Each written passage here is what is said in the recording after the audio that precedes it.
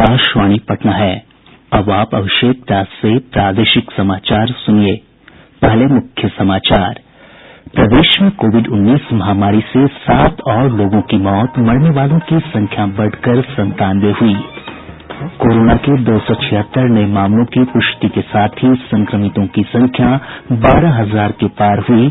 किशनगंज शहर में कल से 72 घंटे का लॉकडाउन लागू रहेगा।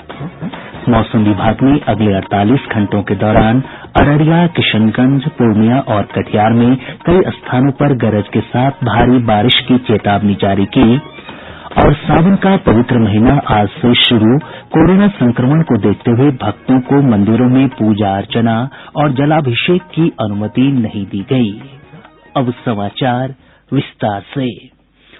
प्रदेश में पिछले 24 घंटों के दौरान कोविड-19 से 7 और लोगों की मौत हुई है। मृतकों की संख्या बढ़कर 97 हो गई है।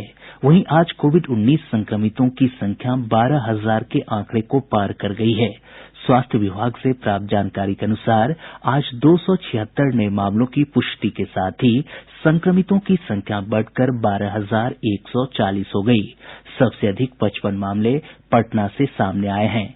वहीं दरभंगा से 27, भागलपुर से 25, पूर्वी चंपारण और नालंदा से 15-15, पश्चिम चंपारण से 13, मुंगेर से 11 और सुपौल से 10 मामलों की पुष्टि हुई है। खगड़िया से 9, कटिहार और सीवान से 8-8, मधुबनी और मुजफ्फरपुर से 7-7, गोपालगंज, जहानाबाद, मधेपुरा और रोहतास से 6-6 तथा भोजपुर, अरवल और सारण से 5-5 मामले सामने आये हैं। इसी तरह जमुई, किशनगंज, नवादा और समस्तीपुर से 4-4, पूर्णिया और सहरसा से 3-3, बांका और शिवहर से 2-2 तथा सीतामढ़ी से 1 मामले पॉजिटिव पाये गये हैं। स्वास्थ्य विभाग के सचिव लोकेश कुमार सिंह ने बताया कि राज्य में अब तक 9,014 मरीजों को उपचार के बाद छुट्टी दी जा चुकी है।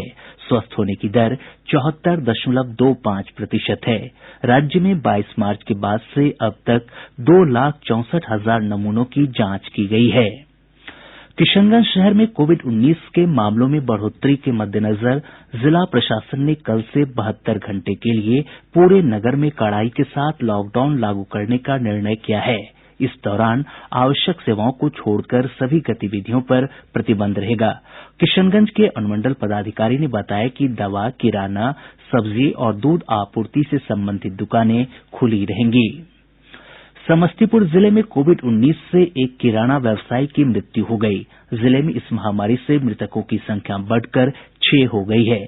वहीं सदर अस्पताल के 2 चिकित्सक, 1 नर्स, 2 ममता कार्यकर्ता और 1 अन्य कर्मी कोरोना संक्रमित पाये गये हैं। इसे देखते हुए सदर अस्पताल में 11 जुलाई तक ओपीडी सेवाओं को बंद कर दिया गया है। इधर सुपौल नगर परिषद क्षेत्र के वार्ड संख्या 25 स्थित गुदरी मोहल्ले में एक साथ 10 संक्रमितों के मिलने के बाद मोहल्ले को सील कर दिया गया है। लोगों के बाहर निकलने पर पूरी तरह रोक लगा दी गई है। दूसरी ओर दरभंगा जिले में अनलॉक 2 के नियमों के उल्लंघन के मामले में 35 दुकानों को सील कर दिया गया है।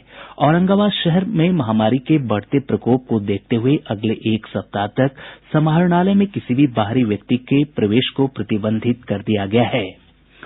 देश में पिछले 24 घंटों के दौरान कोविड-19 के रिकॉर्ड 24,248 नये मामले सामने आने से संक्रमित लोगों की कुल संख्या 6,97,413 हो गई है।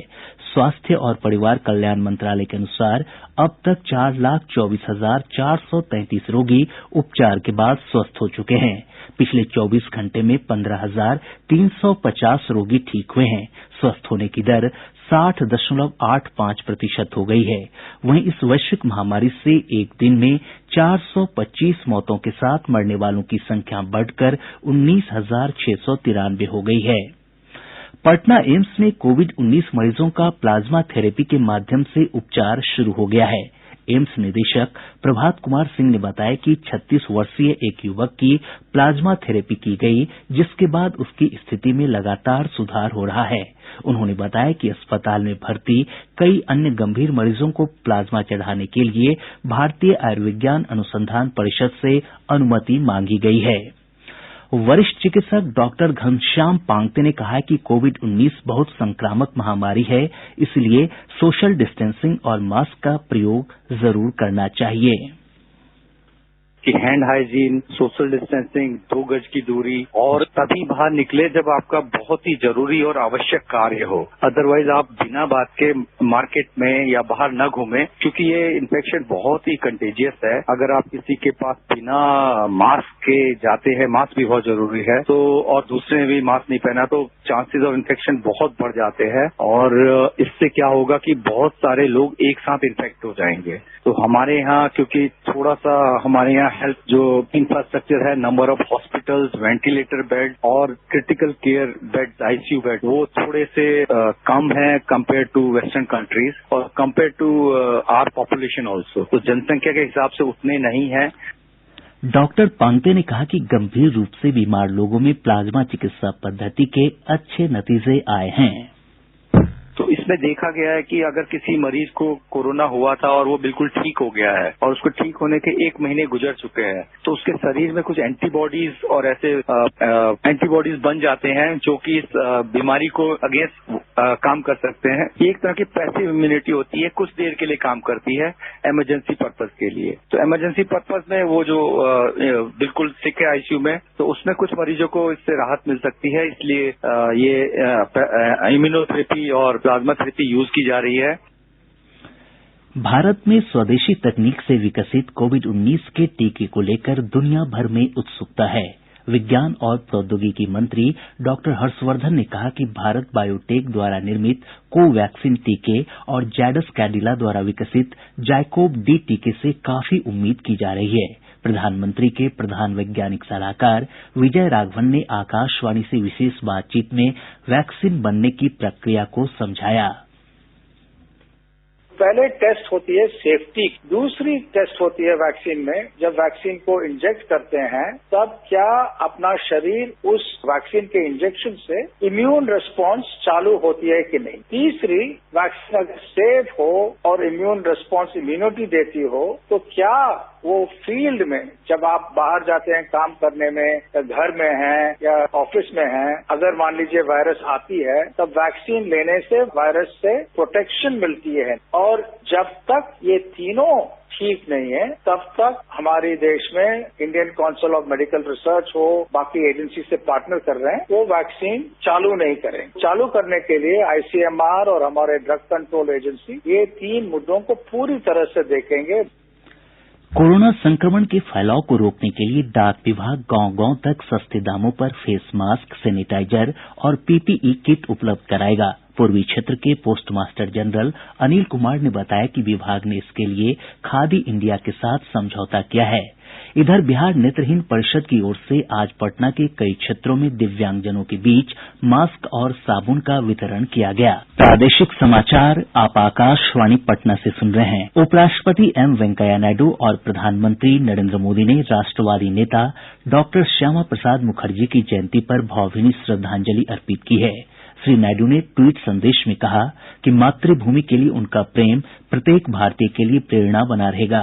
प्रधानमंत्री नरेंद्र मोदी ने एक ट्वीट में कहा कि देश की प्रगति में डॉक्टर मुखर्जी का अनुकरणीय योगदान रहा है।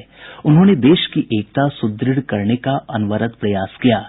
सूचना और प्रसारण मंत्री प्रकाश जावड़ेकर ने भी श्यामा प्रसाद मुखर्जी की जयंती पर श्रद्धांजलि अर्पित की है।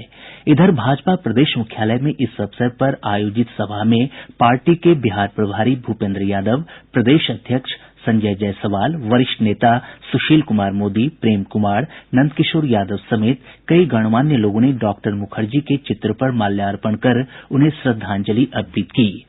राष्ट्रीय मानवाधिकार आयोग ने लॉकडाउन में स्कूलों के बंद रहने के कारण मिड डे मील नहीं चालू रहने से भागलपुर जिले के सुल्तानपुर में भोजन के अभाव में कथित तौर पर बच्चों की खराब हालत को लेकर बिहार सरकार और केंद्र के मानव संसाधन विकास मंत्रालय को नोटिस जारी किया है। यह खबर मीडिया में आई थी, जिसका स्वतः संज्ञान लेते हुए आयोग ने यह कदम उठाया है। अनलॉक के दूसरे चरण के तहत नियमों के उल्लंघन के मामले में प्रदेश में अब तक 1 करोड़ 9 लाख रुपए से अधिक की राशि जुर्माने के रूप में वसूली जा चुकी है। पुलिस मुख्यालय से प्राप्त जानकारी के अनुसार 3,504 वाहन भी जब्त किए गए हैं।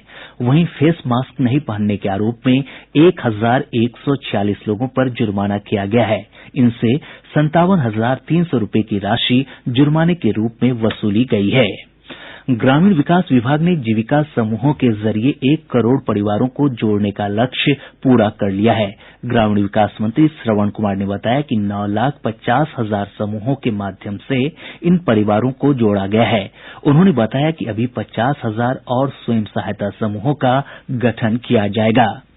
केंद्र सरकार ने कहा है कि खरीफ फसल के मौसम के दौरान देश में उर्वरकों की कोई कमी नहीं है। रसायन और उर्वरक मंत्री डीवी सदानंद गौड़ा ने कहा कि राज्य सरकारों के साथ सलाह मशविरा करके उर्वरक का पर्याप्त भंडार तैयार किया गया है। केंद्रीय मंत्री ने कहा कि उर्वरक विभाग उर्वरक की मांग पर लगातार नजर रखे हुए है। श्री गौड़ा ने कहा कि केंद्र सरकार किसानों को सही समय पर और उचित दर पर उर्वरक की आपूर्ति कर रही है। कृषि मंत्री प्रेम कुमार ने कहा है कि खरीफ मौसम में अब तक 2,78,000 हेक्टेयर से अधिक भूमि पर धान के बिचड़े का आच्छादन किया जा चुका है, जो निर्धारित लक्ष्य का 89% है। उन्होंने बताया कि अभी 7,61,706 हेक्टेयर में धान की रोपनी हो चुकी है, जो लक्ष्य का 23% है। मौसम विभाग ने अगले 48 घंटों के दौरान प्रदेश के अधिकतर हिस्सों में हल्की से मध्यम बारिश की संभावना जताई है। अररिया, किशनगंज, पूर्णिया और कटिहार जिले में ऑरेंज अलर्ट जारी किया गया है। अगले 2 दिनों तक कई क्षेत्रों में कहीं कहीं गरज के साथ भारी बारिश हो सकती है। वहीं पश्चिम चंपारण, पूर्वी चंपारण, गोपालगंज, मुजफ्फरपुर, दरभंगा, सुपौल, समस्तीपुर और शिवहर जिले में बारिश को लेकर येलो अलर्ट जारी किया गया है। विभाग ने कहा है कि बंगाल की खाड़ी से आ रही नमी के कारण बारिश की स्थितियां बनी हुई हैं। इस दौरान कहीं कहीं वज्रपात की भी आशंका जताई गई है।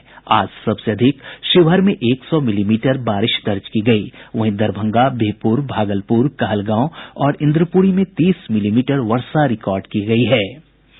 इस बीच मौसम विभाग ने लखीसराय, बेगूसराय और बक्सर जिले में तेज बारिश के साथ वज्रपात की चेतावनी जारी की है। इस दौरान लखीसराय जिले के सूर्यगढ़ा, पिपराही, चानन, रामगढ़ चौक, हलसी, बढ़ैया और लखीसराय सदर प्रखंडों में वज्रपात की आशंका बनी हुई है।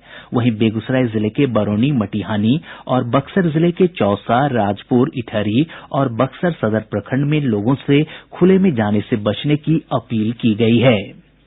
नेपाल से निकलने वाली नदियों के जलग्रहण क्षेत्र और प्रदेश भर में लगातार हो रही बारिश के कारण नदियों के जलस्तर में एक बार फिर बढ़ोतरी का सिलसिला शुरू हो गया है। केंद्रीय जल आयोग से प्राप्त जानकारी के अनुसार बागमती नदी सीतामढ़ी के रून्नीसैदपुर में लाल निशान से लगभग आधा मीटर ऊपर है।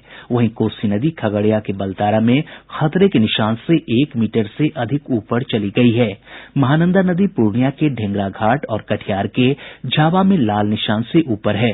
वहीं अररिया में परमान नदी के जलस्तर में कमी आई है, लेकिन नदी अभी भी खतरे के निशान से 22 सेंटीमीटर ऊपर है। बूढ़ी गंडक नदी का जलस्तर मुजफ्फरपुर, समस्तीपुर और खगड़िया में कई स्थानों पर तेजी से बढ़ा है। इधर गंगा नदी के जलस्तर में मुंगेर और भागलपुर में बढ़ोतरी की प्रवृत्ति देखी जा रही है। वहीं बक्सर, पटना और भागलपुर में नदी का जलस्तर स्थिर बना हुआ है।